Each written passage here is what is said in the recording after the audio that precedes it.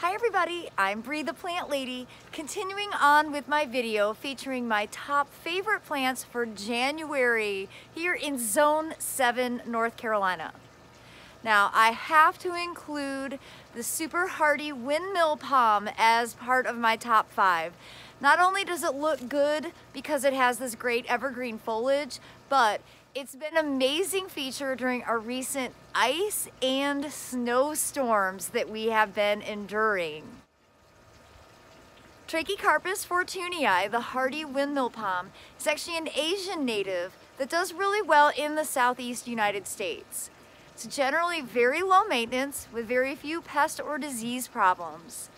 I've been cultivating the hardy windmill palm for 11 years in my home garden, and it's definitely one of those plants that has year-round appeal. Of course, another big advantage of it is that it looks so tropical. People always wonder how I can grow palm trees. Windmill palms are remarkably resilient to grow in both sun and shade. The really cool thing about them is that they are actually trunk forming. Throughout the Raleigh area, there are mature specimens that have been planted for more than 40 years, and they can easily tower 30 feet or higher. This windmill palm is just starting to form a trunk. It's been planted in the ground for about 4 years.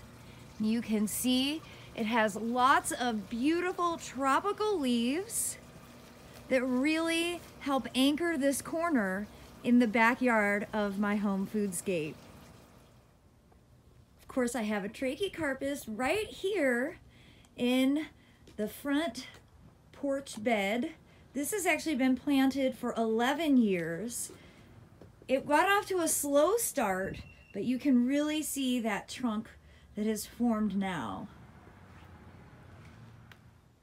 Another huge bonus for growing Trachycarpus is its general resistance to animals. That's right, deer, rabbits, and groundhogs leave these beautiful palm trees alone, so you won't have to worry about spraying them with any sort of repellent or adding a fence to protect them. Now, over the last 10 years, I have influenced a few neighbors to also include Trachycarpus in the landscapes. And that's why there is this mature specimen planted in the house next door. I'm always excited to see this growing so successfully. Now, one of the reasons that it's planted so close to the house is because when it was planted, we were actually experiencing really cold temperatures. We were actually down into single digits to 2 degrees. Trachycarpus can be a little bit sensitive to that kind of sudden cold, so I recommended that we plant these really close to the brick in bright exposure to help give it the benefit of the microclimate that exists in that location.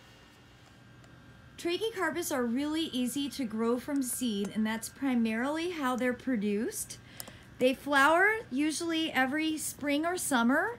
These large panicles that just come off kind of in and amongst the leaves, and then they set a ton of seed that you can just very simply sow in a container.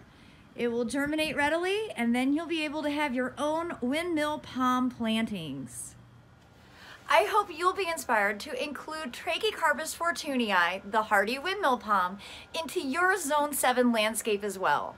As I mentioned, they're really easy to grow and they tolerate a wide range of conditions.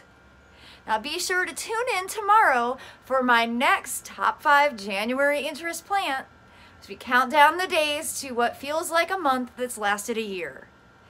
Thanks for watching, everybody.